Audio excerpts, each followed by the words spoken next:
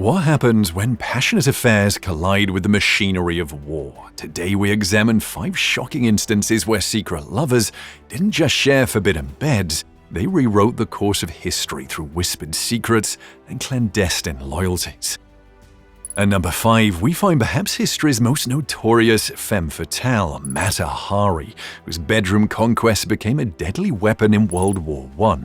Born Margareta Zell, this Dutch exotic dancer transformed herself into the mysterious Mata Hari, captivating European high society with her sacred temple dances that were essentially elegant striptease performances. By 1914, as Europe descended into the chaos of World War I, Mata Hari had cultivated an impressive list of lovers that included high-ranking military officers, politicians, and wealthy industrialists from multiple countries. Her bedroom became an unofficial clearinghouse of military intelligence, as pillow talk turned into strategic information. French intelligence eventually recruited her, but in a twist worthy of a spy thriller, German intelligence may have recruited her first. The truth is, Mata Hari liked playing both sides against the middle, extracting money and privileges while feeding each side information that was either meaningless or already known. What made her operation particularly devastating, though, wasn't just the secrets she gathered, but the atmosphere of paranoia she created. Military leaders became obsessed with the idea that their officers were leaking information through sexual indiscretions. This led to waves of counterintelligence operations that diverted crucial resources away from the front lines. The French, desperate to explain their military failures, eventually arrested Mata Hari in 1917. The evidence against her was flimsy at best, mostly circumstantial connections and encoded telegrams that could have been interpreted multiple ways. Nevertheless, she was convicted of espionage and executed by firing squad in October 1917. What's less discussed, though, is how her execution served as convenient propaganda. By blaming military setbacks on a seductive female spy rather than strategic failures, French leadership could deflect criticism from their own catastrophic decisions. Mata Hari became the scapegoat, her body riddled with bullets not just for what she may have done, but for what she represented, the fear that desire could override duty. The long-term impact was substantial. Her case led to drastically tightened security protocols that actually did reduce intelligence leaks in the war's final year. More disturbingly, it established a template for targeting women as suspected spies based on their sexual behavior, a pattern that would reappear throughout future conflicts. Whether Mata Hari truly changed the course of World War I through espionage or through becoming its most useful scapegoat remains debated, but either way, her lovers' indiscretions altered how the war was fought and remembered. Coming in at number 4 is a tale of marital infidelity that quite literally opened the gates to empire-shattering conquest. In 1155, Andronikos Komnenos, a Byzantine military commander and cousin to Emperor Manuel I, began a torrid affair with Philippa of Antioch, the emperor's own sister-in-law. When this scandalous liaison was discovered, Andronikos was imprisoned but eventually escaped to the court of Seljuk Turks, sworn enemies of Byzantium. What happened next reads like a medieval soap opera with world-changing consequences. While in exile, Andronikos began another affair with the emperor's niece, Theodora. Together, they fled across the Byzantine frontier, living in luxury while Andronikos fed critical military intelligence to various enemies of the empire. The information he provided was devastatingly specific, details about fortress designs, troop movements, and supply weaknesses that only a former insider would know. Using this intelligence, the Seljuks and other Turkish forces systematically dismantled Byzantine defenses along the eastern frontier, permanently weakening the empire's position in Asia Minor. But what made this betrayal particularly effective was Andronikos' intimate knowledge of imperial defense strategy combined with his network of supporters still embedded within Byzantine administration. Soldiers who had once served under him remained secretly loyal, providing ongoing intelligence even after his departure. Some fortress commanders, swayed by promises of wealth or power, surrendered without resistance when Seljuk forces appeared. The long-term impact was catastrophic. The The territorial losses suffered during this period were never recovered. The Byzantine Empire, already weakened by other factors, lost critical agricultural regions and military recruitment grounds. These losses directly contributed to the empire's diminished capacity to resist the Fourth Crusade, which would sack Constantinople in 1204, a blow from which Byzantium never truly recovered. The most chilling aspect of this betrayal was its deeply personal nature. Andronikos didn't just betray his country for political gain or ideology. He did it out of a combination of lust, resentment, and personal ambition. His affairs weren't just scandalous, they were strategically cultivated to position himself for an eventual return to Constantinople, and return he did. In 1182, Andronikos seized the Byzantine throne through a bloody coup, ruling as emperor for 2 years before his own gruesome execution. What's often overlooked, though, is how this sequence of events permanently altered the power balance between Christendom and Islam in the Eastern Mediterranean.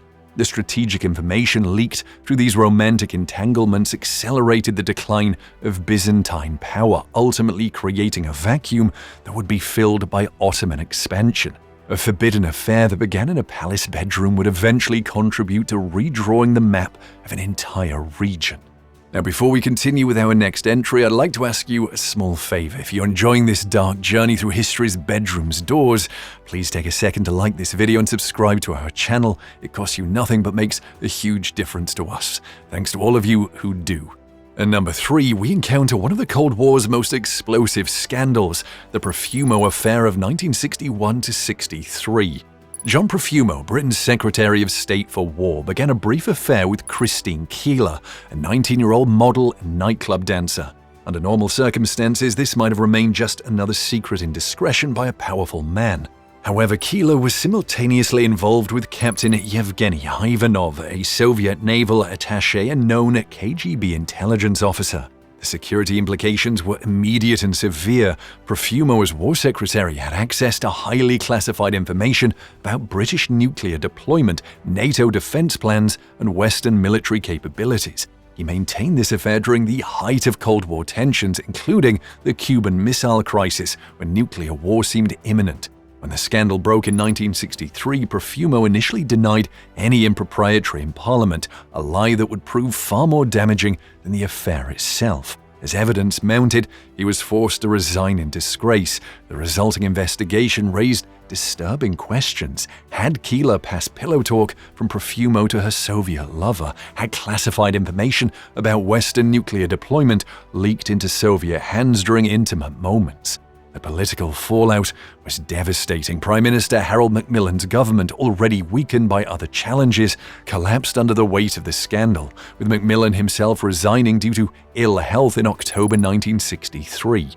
The Conservative Party's reputation was shattered, leading directly to their defeat in the 1964 general election and the installation of Harold Wilson's Labour government. This shift in power fundamentally altered Britain's Cold War posture. Wilson's government reassessed Anglo-American intelligence cooperation, reduced certain military commitments, and adopted a somewhat more independent stance with NATO. Strategic decisions about nuclear weapons deployment and East-West relations took a different direction under Labour than they would have under continued Conservative leadership. But what makes this case particularly chilling is how effectively Soviet intelligence exploited human weakness. Whether Keeler was a willing agent or an unwitting pawn remains debated, but the outcome was the same. A major NATO power experienced governmental collapse due to a compromised bedroom. The true extent of any intelligence breach was never fully determined, but the mere possibility created a crisis of confidence in Western security systems. The long-term impact extended beyond immediate politics. The Profumo affair permanently changed security protocols for government officials in Western democracies. Background checks intensified, surveillance of foreign diplomats increased, and the personal lives of those with access to sensitive information came under unprecedented scrutiny. A brief affair didn't just end careers, it transformed how democratic governments balance security concerns against privacy, a tension that continues to this day. And number 2 is a clandestine romance that nearly compromised the most significant military secret of the 20th century. In 1943, at the height of the Manhattan Project's race to develop the atomic bomb, physicist J. Robert Oppenheimer began an affair with Jean Tatlock, his former fiancée and a woman with documented communist sympathies and possible connections to Soviet intelligence networks. Oppenheimer, as scientific director of the Los Alamos laboratory, possessed complete knowledge of the bomb's design, capabilities, and production challenges. His continuing relationship with Tatlock during this period presented a potentially catastrophic security breach at the heart of America's most closely guarded military project. Now, military intelligence became aware of these meetings and placed Oppenheimer under surveillance. What they discovered was deeply concerning. Despite her leftist affiliations being well documented, Oppenheimer repeatedly violated security protocols to meet Tatlock in private settings, where conversations couldn't be monitored. On at least one occasion in June 1943, he spent the night at her apartment in San Francisco, hundreds of miles from Los Alamos, where he was supposed to be maintaining strict security discipline. What made this situation particularly dangerous wasn't just the possibility of deliberate espionage, but the risk of inadvertent information transfer. Even if Tatlock wasn't actively spying, and evidence suggests she likely wasn't, her connections within communist circles created potential pathways for critical information to reach Soviet intelligence. In the hothouse atmosphere of wartime espionage, even casual conversations could reveal crucial details about the project's progress.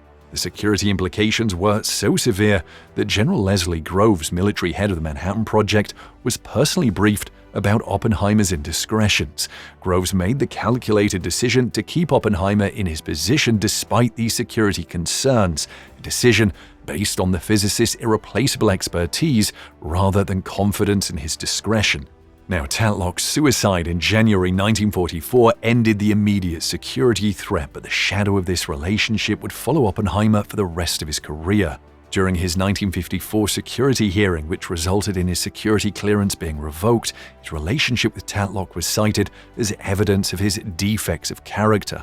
But what's often overlooked is how this affair may have indirectly accelerated Soviet nuclear development. While no direct leaks from Oppenheimer through Tatlock have ever been proven, the heightened concerns about his loyalty led to extraordinary compartmentalization of nuclear information after the war. This excessive secrecy sometimes hindered legitimate security improvements within the American nuclear program, while doing nothing to impede Soviet spies like Klaus Fuchs, who are already deeply embedded elsewhere in the system.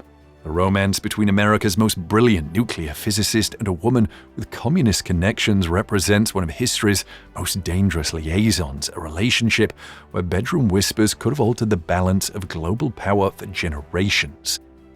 Now we've arrived at number 1, the most consequential series of romantic entanglements in military history.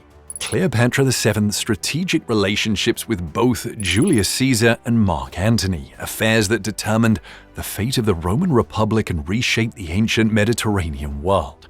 In 48 BCE, Cleopatra, deposed from her throne during Egypt's civil war, smuggled herself into Caesar's presence, reportedly rolled inside a carpet. What followed wasn't just a passionate affair, but a calculated geopolitical alliance. Caesar installed Cleopatra back on Egypt's throne and fathered her son, Caesarion. This wasn't just bedroom politics, it was empire building through seduction. With Caesar's military backing, Cleopatra eliminated her rivals and secured absolute control over Egypt, the wealthiest Mediterranean kingdom and Rome's breadbasket. In return, Caesar gained access to Egypt's vast grain supplies and enormous financial reserves, resources that proved crucial in his final campaigns to secure control of Rome. But after Caesar's assassination in 44 BCE, Cleopatra adapted her strategy to the new power reality. By 41 BCE, she had seduced Mark Antony, Caesar's former right-hand man and one-third of the ruling triumvirate. Their relationship wasn't just scandalous, it fundamentally altered the military balance of the coming Roman civil war. Through her relationship with Antony, Cleopatra gained military protection for Egypt while expanding her own territorial holdings. Antony granted her control over significant portions of the eastern Mediterranean, including Cyprus, Crete, and parts of the Levant, greatly expanding Egyptian power and wealth. In exchange, Antony received the financial resources needed to build his military power base. Egyptian gold funded the recruitment and maintenance of his legions in his growing conflict with Octavian, the future emperor Augustus. Without Cleopatra's wealth, Antony could never have mounted a credible challenge for control of Rome. The military consequences were enormous. As their relationship deepened, Antony increasingly made strategic decisions that favored Egyptian interests over Roman ones. He established his headquarters in Alexandria rather than Rome, recognized Caesarion as Caesar's legitimate heir, threatening Octavian's position, and even began transferring Roman military assets to Cleopatra's control. These actions provided Octavian with powerful propaganda tools. He portrayed Antony as bewitched by the foreign queen, abandoning Roman values for exotic decadence. This narrative proved devastatingly effective, allowing Octavian to frame the coming civil war not as a power struggle between Romans, but as Rome defending itself against Egyptian influence. The conflict culminated in the Battle of Actium in 31 BCE, where Octavian's forces defeated the combined fleet of Antony and Cleopatra. Their subsequent suicides opened the door for Octavian to annex Egypt directly into Rome, seize its immense wealth, and establish himself as Augustus, Rome's first emperor. The ripple effects were world-changing. The Roman Republic transformed into the Roman Empire. Egypt lost its independence for the next 2,000 years. The entire power structure of the Mediterranean world was redrawn, all because a brilliant queen understood that the strategic application of romance could be more powerful than armies. What's often overlooked is how close Cleopatra came to success. Had Antony and Cleopatra won at Actium, history would have unfolded dramatically differently. We might have seen a Roman-Egyptian dual empire with its capital in Alexandria rather than Rome, a fusion of Egyptian and Roman cultures rather than the Romanization of the Mediterranean, and a very different religious and cultural evolution in the region that would later see the birth of Christianity. Few lovers in history have ever played for higher stakes or come closer to reshaping the world order through strategic deployment of attraction, alliance, and ambition. And there you have it, 5 instances where the intertwining of sheets proved more decisive than the clashing of swords. From Cleopatra's imperial ambitions to Cold War honeypot traps, these stories reveal how the most personal connections often carry the most profound public consequences. And all this raises a troubling question. In today's world of nuclear codes and digital secrets, are modern superpowers doing enough to protect against the oldest intelligence vulnerability of all, sex? Let us know your thoughts in the comments below. And if this glimpse into history's most intimate corners has intrigued you, hit that subscribe button for more explorations of nefarious history.